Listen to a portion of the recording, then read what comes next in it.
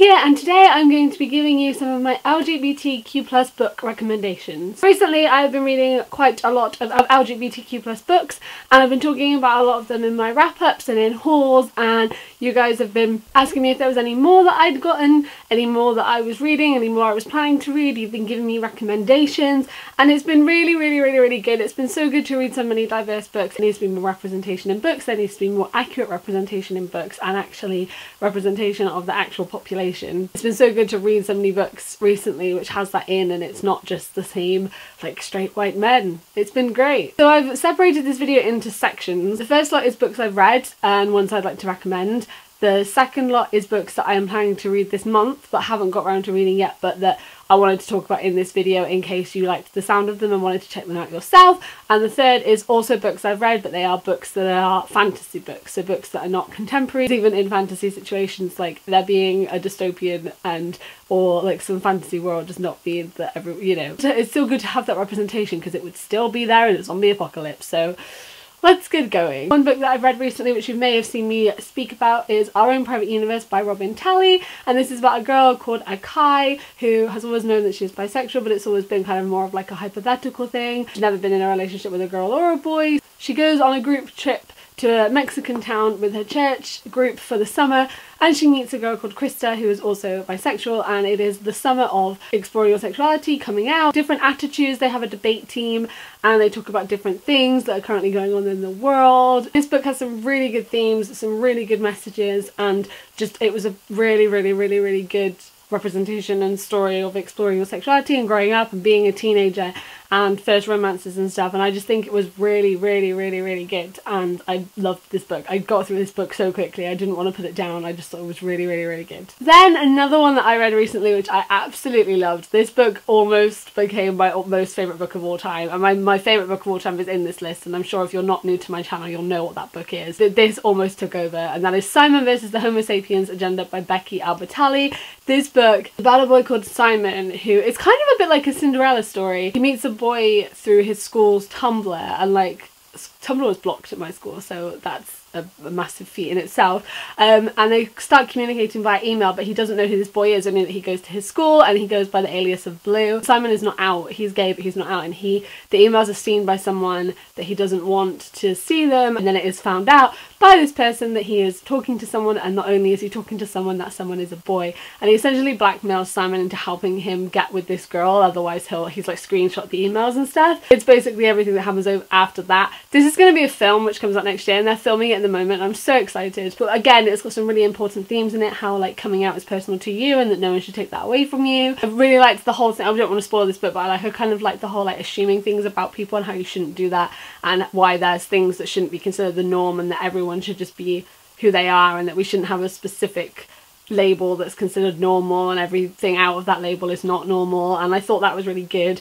It had really good themes of friendship and family, and again like first romances. I really loved this book. It was a real joy to read. I really loved the representation in it. I really loved how they dealt with everything. I really loved that it was nice, and there were bits of it that were really soppy, because so many people write tragic LGBTQ+ books, and why can't they have the soppy contemporary romantic stories as well, you know? So it was really good to have that elements of romance in it, to have that loveliness to it, and it was just such a good book. I loved this book so much. I've actually done a full review of it which I'll link down below. It's non-spoilery. I really love this book. I really want everyone to read this book. I made a display at work recently which was just really good LGBTQ+ books, and I put this on the top next to my favourite book, and I was like, please read these books. Really good, really lovely, such a good story, really good themes, really good characters. I'm so excited for the film, and I just thought this was really good. And then I have Everything Leads to You by Nina LaCour. So this book is about a girl called Emmy who's just broken up with her girlfriend for like the 9th time. Her girlfriend doesn't really want a serious relationship, she doesn't really know what she wants, she's trying to figure herself out. So she's broken up with Emmy again, and Emmy has basically got the whole summer now without her girlfriend. She's got her best friend Charlotte, and they are set designers and for films and short productions, so they end up in this famous guy's house after he's passed away, and they find this letter that was supposed to go to someone that was part of his family, so they end up kind of taking on the role for themselves of detective, and they track down this person, and it's everything that unfolds from there. And then like these two, the sexuality isn't established at the start of the book, but it focuses on coming out and stuff, whereas this one from the get-go, it's just something that, you know, she's already come out previously, everyone knows that she's had girlfriends and stuff, so it's not something that focuses on kind of the coming out aspect, but it focuses on relationships and feelings and teenagers and growing up, and just a really nice summer romance book, which was really, really, really nice. It was funny, it was lovely, it focused on family and where you belong and where you feel as though you fit in and coming into family and stuff. So I read this in February and I went to London and I just spent the whole time I was in London reading this book. It was really, really, really good. And then another book which I have not read recently, I read it in 2014. It was still, no, 2015. I was genuinely scared this book was like 3 years old and I was going to cry at time. Anyway, that book is The Art of Being Normal by Lisa Williamson. I really love Lisa Williamson's stuff. This was her debut novel. The thing that kind of drew me into this on the back is the hashtag what is normal, and this whole thing of like, what even is normal? Normal, it don't exist. Like, everyone's just everyone, and we shouldn't have norm, and we shouldn't have specific labels and specific things that we put people in. And this book is about David, who has been born in the wrong body and is actually a girl, and it's struggling with wanting to come out, wanting to live as a girl and wanting to tell everyone, and just feeling so trapped and feeling as though you can't be who you really are. One day at school there is a new boy called Leo. David and Leo become friends, and then lots of things kind of unfold and happen from there. The thing I really liked about this book is that it just focuses specifically and very heavily on friendship and the influence of friends and how friends can help, which I think is really, really, really important. I feel as though, obviously I can't speak for the transgender representation in this book, but from what I've heard from transgender people and from what I've heard with what she said, it is a very accurate representation, but obviously I cannot speak for that. I really, really enjoyed this book. You could really feel what David was going through and kind of wanting to come out, being surrounded by people that have this idea of normal and what normal is, and trying to kind of be like, that's not a thing, like that doesn't actually exist. What even is normal? No one's normal, which I think is a really important theme, and I think that that's a really important thing to kind of grasp, is what is normal. Like, the idea of normal is just a social construct and it doesn't actually exist. So I thought this book did that really well and really kind of challenged some ideas and some themes, and just was just a really good story. And finally, for the list of contemporaries that I've read, my favourite book ever, which I'm sure you guys know, I'll talk about it anyway, because who needs an excuse, right? Because Aristotle and Dante Discover the Secrets of the Universe by Benjamin Aliri Sainz. So this book came out in 2012. I read it in 2014 when I was on holiday. It's about a boy called Aristotle Mendoza. It's set in the 80s in El Paso in Texas, and it focuses on 15-year-old Aristotle Mendoza. He's got a brother in prison and his family don't talk about it. His dad was in the war and he's suffering from the kind of PTSD from that, realising his parents are not just parents and he's seeing them as people, and realising that they have lives and experiences and history, and they did things and they were children and teenagers once as well. He doesn't really have any friends, and his sisters are a lot older than him, they don't live with him, and he just kind of feels a bit alone. He goes to the swimming pool one day and he can't swim, but he bumps into this boy called Dante Quintana. They kind of have a bit of a laugh that it's Aristotle and Dante. They're complete opposites, but they form a friendship, and they form this really important friendship that is just so beautiful. And I remember reading it and just feeling so moved and touched by their relationship and by their friendship and just how they are together. And this is an LGBTQ+ novel. I've seen lots of people say that would be like spoilers to kind of say that, but sexuality is not a spoiler. But it's kind of exploring that and not realizing that, and coming to terms with things, thinking about yourself and how you feel about yourself, and coming to terms with who you are and how you feel. And it takes a while for that to happen. It takes a very long while for that to happen, specifically with Aristotle,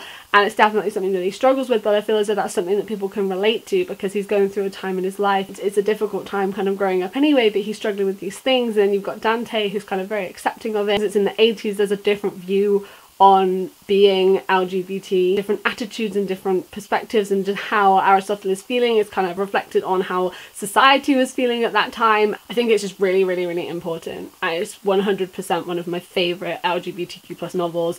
I think it's amazing. I want to throw it at everyone that has never read it. It's my favourite book. I love it so much.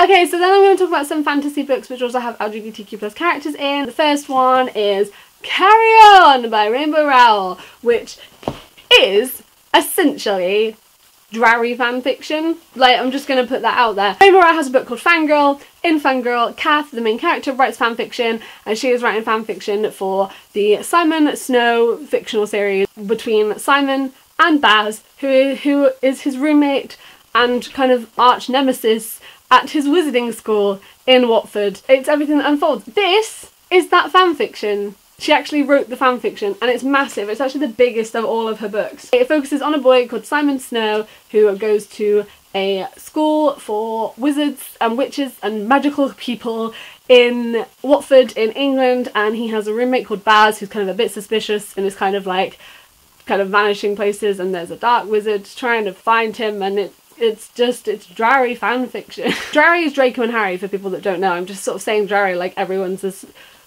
sad as me and will know what that means. But it's really good. It's a really good story. I really love it. And obviously if you read Drarry fanfiction and you know about Drarry headcanons and what everyone wants Drarry to be, this is kind of loosely based on that, and everyone kind of knows how Drarry fanfiction ends up. So yeah, it's really good though. I really liked it. This came out at the end of 2015. It was one of my most anticipated releases for 2015. I loved it. I've actually been thinking about rereading it recently because I was talking to my friend about it, and I was kind of explaining what the basis of it was and kind of where it came from and stuff. I was like, you should read it, it's really good. So I kind of actually want to reread it. I may reread it this summer. I loved it. It's really, really, really good, and it's definitely one, you know, it's got those fantasy elements to it and it's got a lot to it, but it's also LGBTQ+. Then we have one of my favourite series of all time, The Mortal Instruments. There is the Mortal Instruments series, the Infernal Devices series, which is the prequel series set in the late 1800s.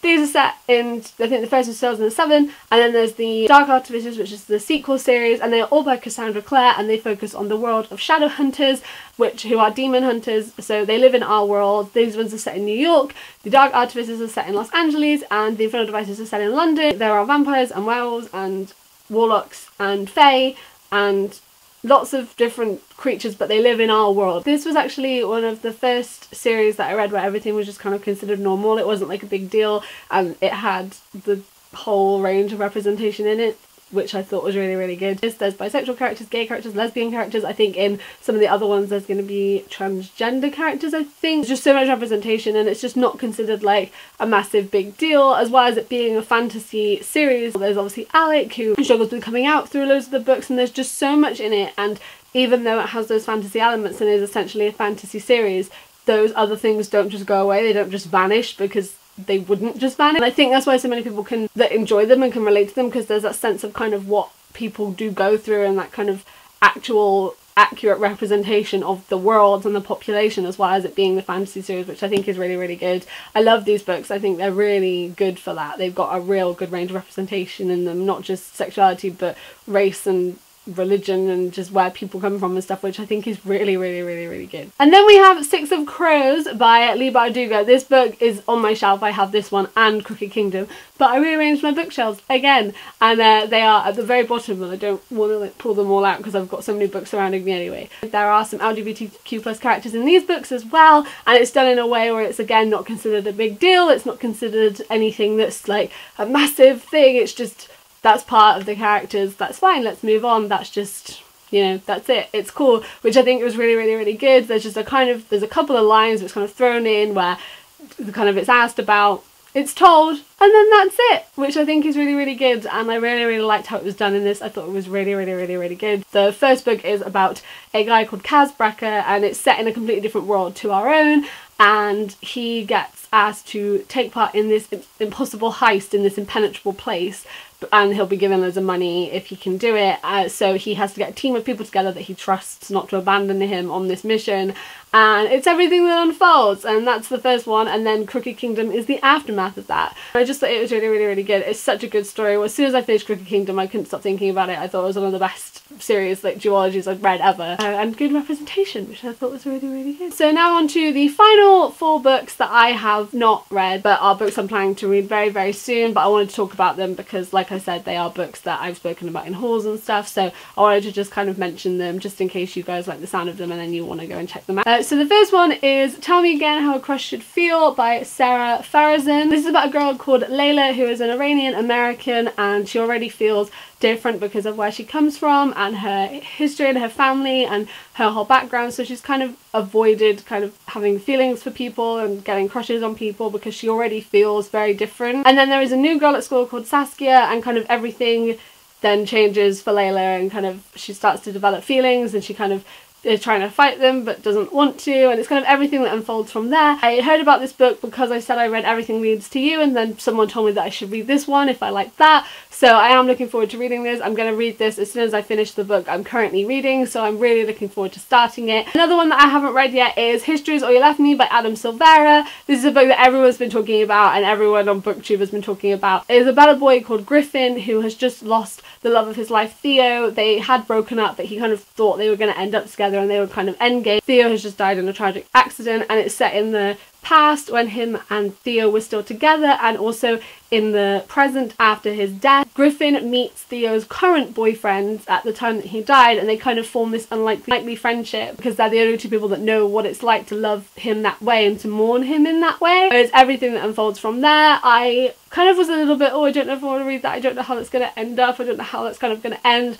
but I heard lots of good things about it. I watched a couple of reviews to kind of get more of an idea of it, and eventually I decided I did want to read it, so I think this is also going to be one that I read in April, and I'm really looking forward to it. And then because I read Our Own Private Universe, I got As I Descended, which is also by Robin Tell, and this is about a girl called Maria and a girl called Lily, who are essentially the school's ultimate power couple, and nothing can break them apart, and they are the best and everyone kind of wants to be them. And then there is another girl at school called Delilah, and her and Maria both want this prize, this prestigious prize at their school. It's kind of everything that happens with Lily and Maria, and then trying to fight Delilah and kind of trying to get this prize and stuff. I've heard lots of good things about it. I loved Our Own Private Universe and the way that Robin Tell tells stories, so I'm looking forward to reading this one as well. And then finally, books I haven't read, and finally on this list is Gracefully Grayson by Amy Polonsky, and this book is about Grayson, who, very similar to The Art of Being Normal, has been born in the wrong body and is actually a girl. This is a book I bought the same time as The Art of Being Normal, so I've got it ages ago, but I just never got around to reading it, but it is definitely one that I want to read very soon. I've heard lots of good things about it. I've heard that it's really, really, really good. The representation is really good. Let me know if you've heard anything about this book and what you think of it, or if you've read it and what you thought of it. So I am looking forward to reading it very, very, very soon. So yeah, so those are just some of the recommendations, just because I've had lots of requests recently because I've been talking about the ones I've been reading in hauls and stuff, and then kind of people picked up on it and then have been asking me to talk about other ones. I'd love to know if you know any more fantasy ones. Like, I've only read the first two books of the Raven Boys, but I've heard that that kind of develops into a thing, but I didn't want to talk about it because I haven't read the last two books, so I couldn't kind of accurately talk about that, but I've heard things about that one as well. I'd love to know other fantasy series, and also any other books as well that you think are really, really good. Then do leave recommendations in the comments, not just for me but for anyone else reading as well. So I hope you liked this video. Let me know if you read any of these. Are you planning on reading any of these? Do you think any of these sound really cool? I'd love to know if you're going to go and check any of these out, or once you have read, what you thought of them. Let's discuss them down below. If you are new here, I make videos a couple of times a week, so if you would like to stick around and join us, then you can do that. And as usual, all my links will be in the description below if you would like to come hang out on the other social media. Thank you guys for watching. I hope we're doing really, really, really, really well, and I will see you next time. Goodbye.